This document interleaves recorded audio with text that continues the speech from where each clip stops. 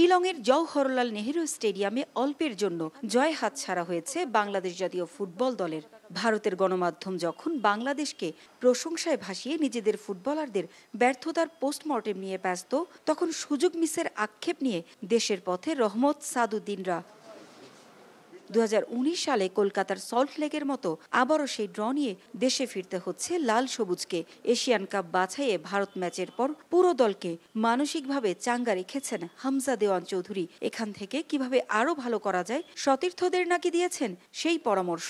হামজা বলছে যে না, আমরা ভালো খেলছি ফুটবল, সো আমরা আশা করি বাংলাদেশে ওদের সাথে জিততে পারবো। হামজা ডেফিনেটলি আমাদের ম্যাচের আগে থেকেও আমাদের সাথে সেভারাল টাইম কথা বলছে এবং ম্যাচের পরেও সে কনভিন্স যে আমরা নেক্সট ম্যাচগুলোতে আরো ভালো করতে পারবো। খেলার শুরু থেকে নিয়ে আমি শেষ পর্যন্ত যতটুকু দেখলাম যে সে বারবার আমাদের সবাইকে বলতেছিল যে বলটা ধরো, বলটা ধরে খেলো, আস্তে আস্তে খেলো, হ্যাঁ আমরা জিতবো। শাইনি চুলে এখন হবে সব হেয়ার স্টাইল। সিল্কোর দ্বিগুণ শাইনি চুল প্রতিদিন। এশিয়ান কাপ বাছাইয়ে সি গ্রুপে সিঙ্গাপুর ও হংকংয়ের মধ্যকার ম্যাচ ড্র হওয়ায় চূড়ান্ত পর্বে যাওয়ার সমান সুযোগ রয়েছে 4 দলেরই। এতেই স্বপ্নবাজ লাল সবুজ। পরের ম্যাচগুলোর জন্য এখান থেকেই পরিকল্পনা নিয়ে এগোতে চায় ফুটবলার ও টিম ম্যানেজমেন্ট। নেক্সট ম্যাচটা আমরা চাবো যে আমাদের গ্রুপের মধ্যে যেন আমরা একটা ভালো একটা অবস্থানে থাকতে পারি, যেহেতু আমাদের গ্রুপে প্রত্যেকটা ম্যাচ ড্র হয়েছে। পরবর্তী খেলা হলো সিঙ্গাপুরের সাথে এবং তারপরে হলো হংকং এর সাথে।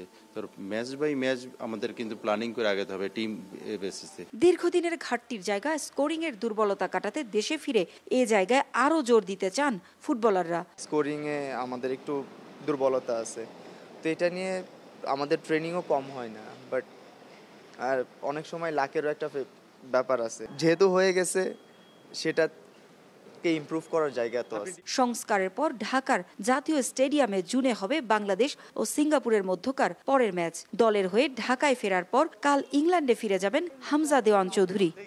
ভারতের সঙ্গে ড্র করলেও ভালো পারফর্ম করার সুখস্মৃতি নিয়ে শিলং ছাড়ছে বাংলাদেশ জাতীয় ফুটবল দল।